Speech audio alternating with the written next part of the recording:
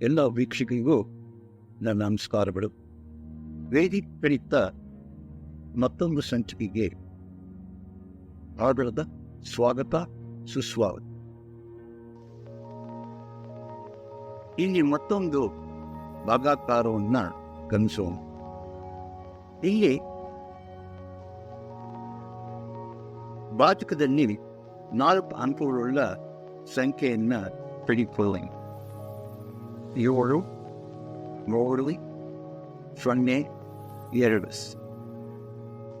2, 3, 5, 8, 8 ಹಿಂಗೆ ಮಾಡಿದಂತೆ ಭಾಜಕವನ್ನು ಘಾತಾಂಕ ರೂಪದಲ್ಲಿ ವ್ಯಕ್ತಪಡಿಸೋಣ. ಭಾಜಕದ ಮೊದಲ ಅಂಕೆ 7 ಆಧಾರ ಸಂಖ್ಯೆ, ಘಾತ ಸಂಖ್ಯೆ 3, 0, 2. ಇಲ್ಲಿ ಗಮನಿಸಬೇಕಾದ್ದು ನಿರ್ತೆ ಘಾತದಲ್ಲಿ 3 ಅಂಕಿಗಳಿರುವುದರಿಂದ ಭಾಜ್ಯದ ಕೊನೆಯ 3 ಅಂಕಿಗಳ ತದನಂತರ ಬಲಭಾಗದಿಂದ ನಾವು ಒಂದು ಗೆರೆನ ಎಳೆದು 3 ಅಂಕಗಳನ್ನು 5, 8, 8 ಬೇರ್ಪಡಿಸ್ತೇವೆ. ಈಗ ಭಾಗ್ಯವನ್ನು ಬರ್ಕೊಳ್ಳೋಣ. ಈಗ ಭಾಗಾಕಾರವನ್ನು ಮುಂದುವರಿಸುವ. ಮೊದಲಿಗೆ ಭಾಗ್ಯದ ಮೊದಲನೇ ಅಂಕಿ 2 ತೆಗೆದುಕೊಳ್ಳೋಣ.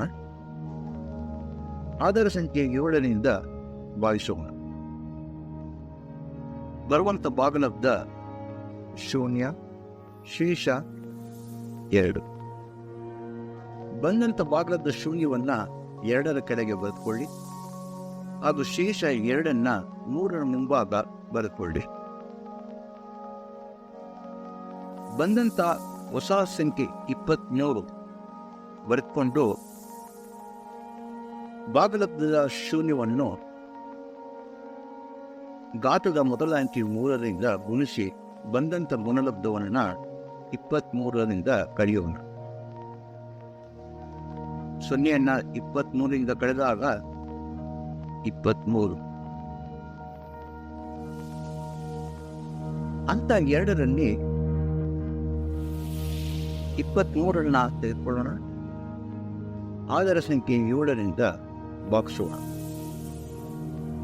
ಇಲ್ಲಿ ಭಾಗಲಬ್ಧ 3, ಶೇಷ 2. ಈ ಭಾಗಲಬ್ಧ 3 23ರ ಕೆಳಗೆ ಬರೆದುಕೊಳ್ಳಿ. ಶೇಷ 2 5ರ ಮುಂಭಾಗ ಬರೆದುಕೊಳ್ಳಿ. ಬಂದಂಥ ಹೊಸ ಸಂಖ್ಯೆ 25ರಿಂದ ಇಲ್ಲಿ ಗಮನಿಸಿ. ಭಾಗಲಬ್ಧದಲ್ಲಿ 2 ಅಂಕಿಗಳಿರುವುದರಿಂದ ಈ ಘಾತದ ಮೊದಲ 2 ಅಂಕಿಗಳಿಂದ ಗುಣಿಸೋಣ. ಈಗ ನಾವು ಮಾಡಬೇಕಾಗಿರತಕ್ಕಂಥದ್ದು ಓರೆ ಗುಣಾಕಾರ. ಮೊದಲ ಅಂಕಿ 3 ಈ 3ರೊಂದಿಗೆ ಗುಣಿಸಿ ಬರುವಂಥ ಗುಣಲಬ್ಧ 80.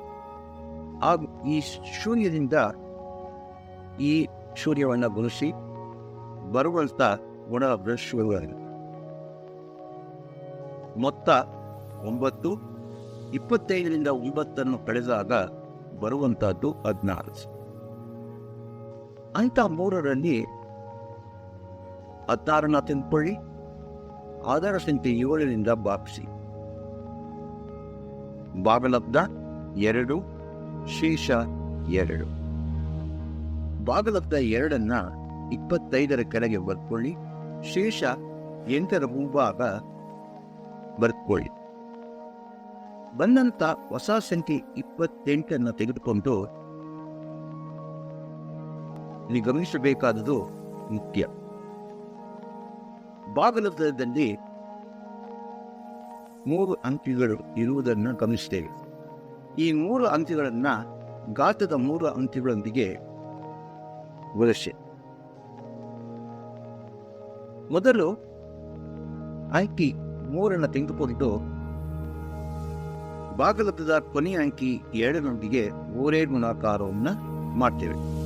3 2 6 ಹಾಗೂ ಮಧ್ಯದ ಅಂಕಿಯಾದ ಶೂನ್ಯವನ್ನು 3ರೊಂದಿಗೆ ಗುಣಿಸ್ತೇವೆ. ಅದೇ ರೀತಿ ಈ ಕೊನೆಯ ಅಂಕಿ 2 ಮೊದಲನೇ ಅಂಕಿ ಶೂನ್ಯದೊಂದಿಗೆ ಭಾಗಲಬ್ಧದ 1ನೇ ಅಂಕಿ ಶೂನ್ಯದೊಂದಿಗೆ ಗುಣಿಸಿದಾಗ ಬರುವಂಥದ್ದು ಗುಣಲಬ್ಧ ಶೂನ್ಯ. ಮೊತ್ತ 6. 28ರಿಂದ 6ನ್ನು ಕಳೆದಾಗ ಬರುವಂಥದ್ದು 22. ಹಂತ 4ರಲ್ಲಿ 22ನ್ನು ತೆಗೆದುಕೊಳ್ತೇವೆ, 7ರಿಂದ ಭಾಗಿಸ್ತೇವೆ.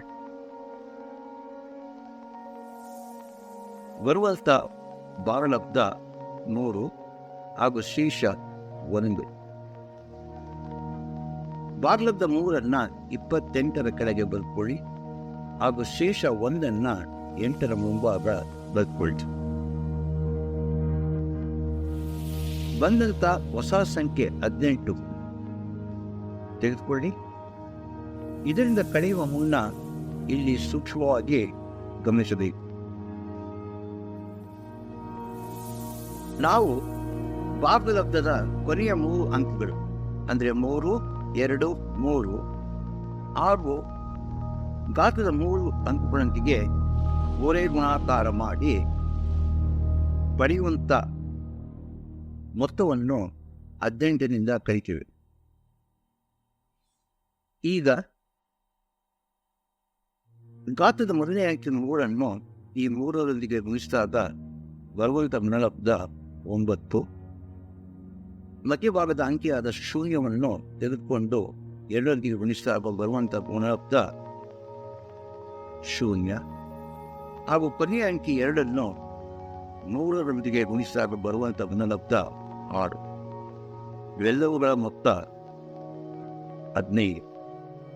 18ರಿಂದ 15ನ ಕಳೆದಾಗ ಬರುವಂಥದ್ದು 3. ಹಂತ 5ರಲ್ಲಿ 3ನ್ನು ತೆಗೆದುಕೊಳ್ಳಿ, 7ರಿಂದ ಬಾಕ್ಸ್ ಬರುವಂಥ ಭಾಗಲಬ್ಧ 0, ಶೇಷ 3. ಇಲ್ಲಿ ಭಾಗಲಬ್ಧ ಶೂನ್ಯವನ್ನು 18ರ ಕೆಳಗೆ ಬರ್ಕೊಳ್ಳಿ ಹಾಗೂ ಬಂದಂಥ ಶೇಷ 3ನ್ನು ಮುಂದಿನ ಅಂಕಿ ಶೂನ್ಯದ ಮುಂಭಾಗ ಬರೆದುಕೊಳ್ಳಿ. ಭಾಗ್ಯದ ಹೊಸ ಸಂಖ್ಯೆಯಾದ 30ರಿಂದ ಕಳೆಯಬೇಕಾದುದನ್ನು ಈಗ ಗಮನಿಸಿ. ಭಾಗಲಬ್ಧದ 3 ಅಂಕಗಳು ಹಾಗೂ ಗಾತ್ರದ 3 ಅಂಕಿಗಳನ್ನು ಗುಣಿಸುವುದನ್ನು ಈಗ ನೋಡಿ.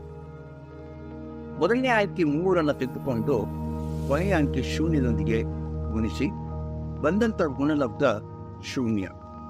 ಇದನ್ನು ಬರೆದುಕೊಳ್ಳಿ. ಗಾತ್ರದ ಮಧ್ಯದ ಅಂಕಿ 0. ಈ ಶೂನ್ಯವನ್ನು 3ರೊಂದಿಗೆ ಗುಣಿಸಿದಾಗ ಬರುವಂಥ ಗುಣಲಬ್ಧ 0 ಹಾಗೂ 2ನ್ನು 2ರೊಂದಿಗೆ ಗುಣಿಸಿದಾಗ ಬರುವಂಥದ್ದು 4. ಇವುಗಳ ಮೊತ್ತ 4. 30ರಿಂದ 4ನ್ನು ಕಳೆದಾಗ ಬರುವಂಥದ್ದು 26. ಹಂತ 6ರಲ್ಲಿ 26ನ್ನು ತೆಗೆದುಕೊಳ್ಳಿ, 7ರಿಂದ ಭಾಗಿಸಿ. ಇಲ್ಲಿ ಬರುವಂಥ ಭಾಗಲಬ್ಧ 100 ಹಾಗೂ ಶೇಷ 5. ಈ ಬಂದಂಥ ಭಾಗಲಬ್ಧವನ್ನು 30ರ ಕೆಳಗೆ ಬರೆದುಕೊಳ್ಳಿ ಹಾಗೂ ಶೇಷ 5ನ್ನು ಮುಂದಿನ ಆಯ್ಕೆಯಾದ ಶೂನ್ಯದ ಮುಂಭಾಗ ಬರೆದುಕೊಳ್ಳಿ. ನಾವು ಇಲ್ಲಿ ಭಾಗಾಕಾರವನ್ನು ನಿಲ್ಲಿಸ್ತೇವೆ. ಇಲ್ಲಿ ದೊರೆತಿರುತ್ತ ಭಾಗಲಬ್ಧ 4 ದಶಮಾಂಶ ಸ್ಥಾನಗಳನ್ನು ಹೊಂದಿರುವಂಥದ್ದು. ಅಂದರೆ ಭಾಗಲಬ್ಧ 3.2303.